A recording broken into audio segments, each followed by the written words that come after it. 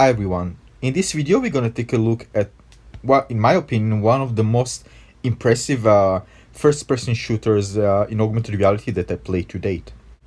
Now this game developed by Omni Games, and according to developer, I'm going to read a few lines. Air first-person shooter, mobile FPS RPG with short game sessions, move your physical body to evade attacks, play together with friends, cooperatively gameplay for up to 20 players. Listen to this.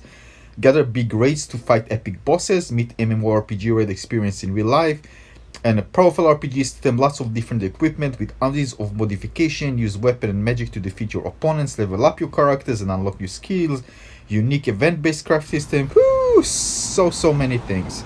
So again, this is not a review, a full review, this is just my first impressions. I'm going to make a review about this game once I play more in progress and I can share more about the cool things in this game. Alright, let's check out some gameplay. So there are many things going good in this game. First of all, as you can see, the UI is quite minimalistic. There are quite a few options, but again, it's not large. It doesn't consume too much of the screen asset, so it designed well, so it doesn't impair the visuals in augmented reality. So the screen is designed for you to consume the augmented reality, and the UI doesn't really interfere with this because it's small and in the edges, as you can see. Still a bit inside in order for you to feel comfortable to press it with your thumbs. For example, I'm playing it with my iPad, so it was comfortable for me to press those buttons. Now those enemies, they have like cool AI. They block, they move around, so you feel you're actually fighting against something, which is really nice. And if your health reaches 0, and this is really nice, you don't die. You just have kind of a cooldown, which you need to respawn, but you still see your character. Like, the game doesn't stop. Just wait after recycle and it turns black and white, and then you continue again. But there's a timer for some levels, just keep in mind, so because if you don't finish the enemies in time, you're gonna fail the level in general. Now this is good to combat hand fatigue, because hand fatigue can accumulate. So if you like playing a stop and you fail like after playing like 2 minutes and there's only like 10 seconds left to finish the round, you can still finish it. Instead compared to needing to start all over again a few seconds later. Now the progression system was designed really well. It just breaks down many things, so it becomes very rewarding.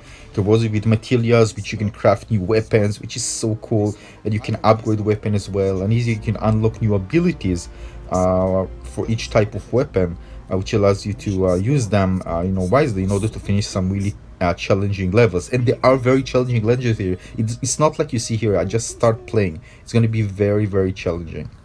You can see you have a currency which you can buy in the store in order to unlock new things. Look how beautiful the menu looks, very colorful, really good, like a AAA game, I'm telling you. And you can create an equipment. You can also unlock blueprints, which allows you to create new weapons. For example, when I just started, I wanted to unlock another weapon, not just the revolver, so I unlocked the crossbow. You need good aiming with this one, but it can deal lots of damage. So as you can see, a slow but deadly weapon for those who are confident in their aim. Actually, I was a bad aimer, by the way. I only later found out. As you can see, I'm using items. Oh, there's an option to roll a dice, and you can actually improve the stats of your weapon. It's kind of random. You just roll the dice. You just swipe it into that area. Actually, I didn't know this. I tried many times for some reason. It wasn't that clear, but you need to swipe. For me, it wasn't that clear. You need to swipe it into that empty square. 4. That's more like it. Now try on. Take it. Equip. Missions. So we're gonna try in battles. Let's do this. Now the game also had an attached narrative, so as you progress you're gonna learn more about the enemies and the lore, which is also very important because you feel part of the game. You need to, when you fight and win, you feel like you're actually contributing to something, so it's very good. Now as you progress you're gonna unlock different chests, you get rewards, materials, you can see at the top. And there's also option to use different sigils in order to obtain different type of materials. So if it's a red one, you're gonna obtain red materials from the fight. And if it's a green one, we're gonna obtain green materials from the fight. So this game has quite a lot of depth to it. Scan. So don't shoot them when they are green. Okay, we're using our crossbow here.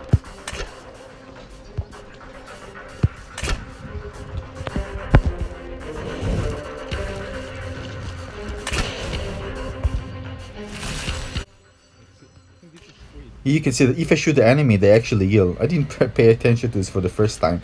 And also check out the unique abilities of this crossbow. It's amazing. One it freezes, one deal extra damage. So as you can see, -1 health, so I actually died, but you don't get outside of the game, just synchronizing, you have a cooldown, and then you start again, you continue playing. You don't start again, actually, you continue playing.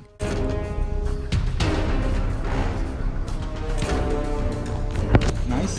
Fire. Wow, this is beautiful. Hit fire, dude. It's over. It's over for you. Good job. Wow, this is cool. I like the crossbow. Space to exit. Nice. Inspect the abandoned enemy camp. Oh, take chest. There's a chest. Claim. Ooh, so many things. I have no idea what part of those are. And just the chest opening was kind of underwhelming to me. But nevertheless, it was fun to get things. The wall will fade. Let's attack those forest sores. Shoot lookers in their mouth when they open it. So shoot lookers in their mouth when they're open. Okay, we are starting. Where are you? Not giraffes. No, evade, evade. No. I have my fire on, so. Nice, we did it. Wow, this was good. Oh. No, I missed. My special.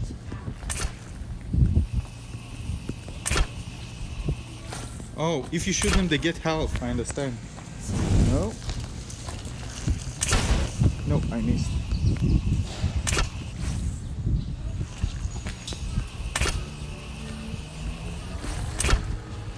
Oh, almost. Nice.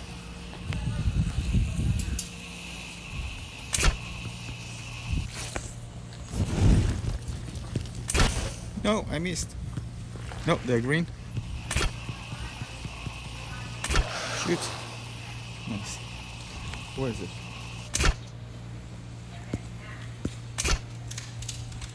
Phew. Nice.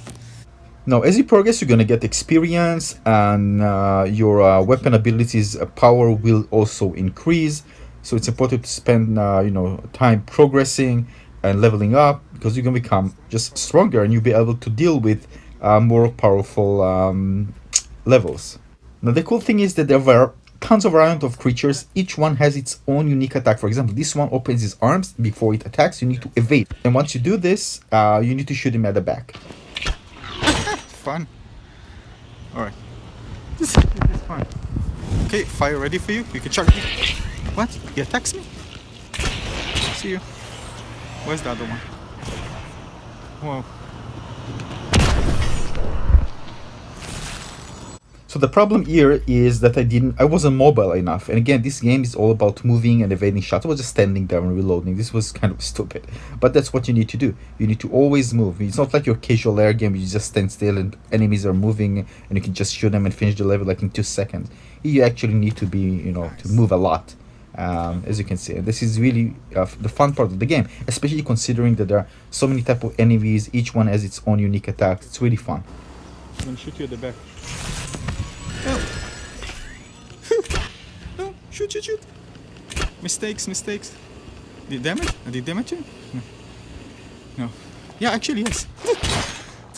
Alright. Now, as you progress, you're gonna find that you're gonna need to deal with many types of enemies at the same times, and it's a 360 sure, so they're gonna appear in different places, and they're gonna move in the real world space, and it's going to be hell. There's also boss fight. I didn't even reach yet the boss fight. I'm going to do this and play more, and I probably will. Another thing is the design of the enemies. You see, some of them are on the ground, some of them flying. All the things that actually I wanted to see. Many of the things that I wanted to see in a first-person shooter are actually implemented very well in this game. Now imagine I'm just playing alone, but imagine playing this with many friends. Again, everybody sees the same scene. It's going to be really fun, because then another person turns around at the back and shoot those at the back, and you're shooting those at the front. So it's going to be amazing. It's so much fun to play with friends, and hopefully I find someone who can play with me here, but the chances are quite low. But something you should know, you can play with friends and up to 20 players. So if like 4 or 5 players, not 4 or 5 friends, it's not just only one can play and the other one can do nothing. You can play with all of them. So cool. Okay, select a spell. This one looks cool. Accept. And if you think this is not enough, the game also has bounties, which allows you to earn rewards as you finish different missions by just playing. And you're going to finish different bounties. Of course, you can focus on different bounties if you want to obtain certain rewards. And once you finish those tasks, you just click and collect the rewards and obtain those materials. No, you missed. Nice. Oh, wow, so many. No, we need to move. No, full health again. Nice. Always on the move. Come on, make it count. By the way, I don't know which framework this game was developed with, but there's no vertical detection in part of the gameplay that I encountered. Maybe later, I don't know, but it wasn't something that I've seen while I was playing. One more. Nice.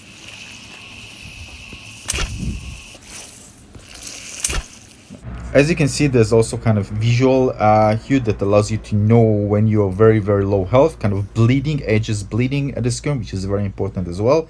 So you know when you need to evade, to move, in order to not to get into this synchronization state where you can do actually nothing. You can't deal any damage. Yeah, Critic, what's wrong with your hand? It's hard.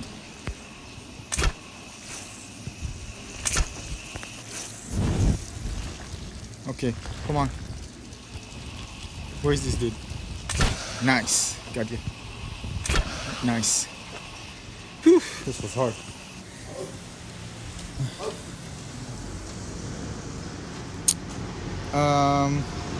Let's choose this one. It just wants me to choose it. Not just that you have weapons, you can also have armor. You can see there are levels, right? And you have also visors coming soon and a belt coming soon. So many things. It really feels like an RPG game, and it is an RPG game, but it really feels like many things of the great things that RPG games have are inherited and implemented here in this augmented reality game, and I really like it because it's type of the progression. If you want, for example, to invest, you feel like you're very vulnerable, you're gonna invest in better armor. You can see the weapon abilities, and you need to unlock them with gems, by the way. And as you can see, you can choose which abilities are good. For example, if there are armored characters, enemies, you probably want to use those the plasma bolt, which penetrates the armor. So again, depends of the fight. If you see that you fail, you're probably going to change your abilities and change the one that fits that specific fight best. Even the resource and blueprints look at this. You can actually see all your resources and see what you can use them for. Again, like like your favorite RPG game, and you have this in this game. Really great. Now back to fighting. As you can see, different type of enemies are added as you progress. Really fun. This one is so cool. Really funny dude. And shoot rockets. Did you see this? Always need to keep up the move. You can't stay still with this game. And? Nice. Oh, whoa, this is hard. This is hard. Look at this on the shore. Now, obviously, when you look at this gameplay, you understand that this game requires quite a big deal of play space and requires movement. So make sure you play in a play where you have enough space, and especially if you play with friends, so you won't bump into them. And make sure you're playing in a safe area.